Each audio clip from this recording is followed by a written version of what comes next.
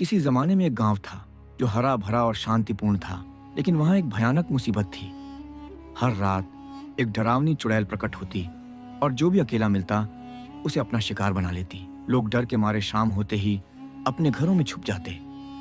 गांव के बुजुर्गों का कहना था कि यह चुड़ैल उस औरत की आत्मा है जिस पर कभी बहुत बड़ा जुल्म हुआ था। अब वह बदला लेने के लिए गांव के लोगों को सताने आ रही थी।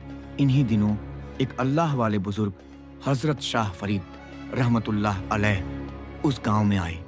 वह बहुत बड़े धर्मगुरु थे, अल्लाह के नेक बंदे और नमाज रोजे के पाबंद। जब गांव वालों को कोई रास्ता नहीं दिखा तो वे हजरत शाह फरीद के पास पहुंचे। हजरत, हम पर रहम कीजिए, वह चुड़ैल हमें जीने नहीं दे रही, एक बूढ़े आदमी ने कांपती आवाज में कहा। बुजुर्ग ने गौर से सबकी बातें सुनी और फिर शांति से बोले, डरो मत, अल्लाह के अलावा कोई ताकत तुम्हें नुकसान नहीं पहुंचा सकती। मैं खुद उस चुड़ैल से मिलने जाऊंगा। बुजुर्ग ने ऐलान किया कि वह रात को जंगल के पास उसी जगह बैठेंगे जहां चुड़ैल अक्सर दिखती है। गांव वाले बहुत डरे हुए थे, लेकिन उन्हें पता था कि यह अल्लाह का नेक इंसान बेखौफ है।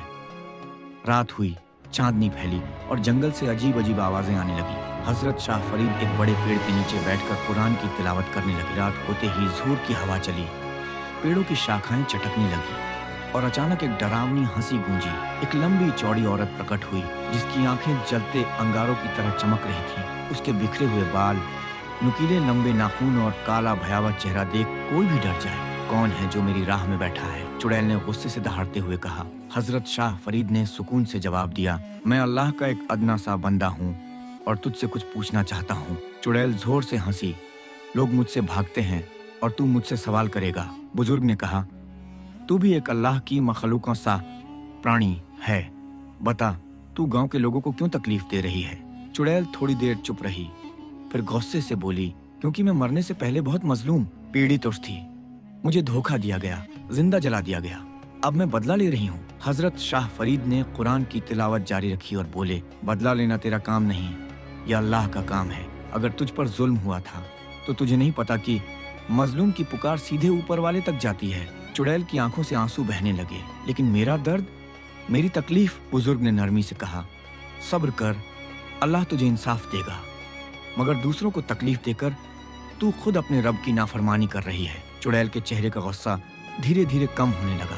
वह सुबकने लगी, फिर उसका धुआं जैसा शरीर धीरे धीरे गायब होने लगा। जाते जाते उसकी हल्की सी आवाज सुनाई दी, शुक्रिया ऐ अल्लाह के नेक बंदे। अगली सुबह गांव के लोग हैरान थे। वे देखना चाहते थे कि हजरत शाह फरीद सही सलामत हैं या नहीं। जब वे बाहर निकले तो देखा कि बुजुर्ग मस्जिद के आंगन में तस्बीह पढ़ रहे थे। हजरत, क्या हुआ? एक नौजवान ने बेचैनी से पूछा।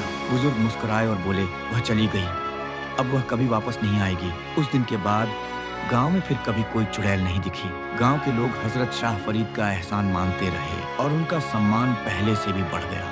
आज भी यह किस्सा गांव में सुनाया जाता है और लोग जानते हैं कि जुल्म और डर की ताकत कुछ भी नहीं होती अगर ईमान मजबूत हो और नीयत नेक हो।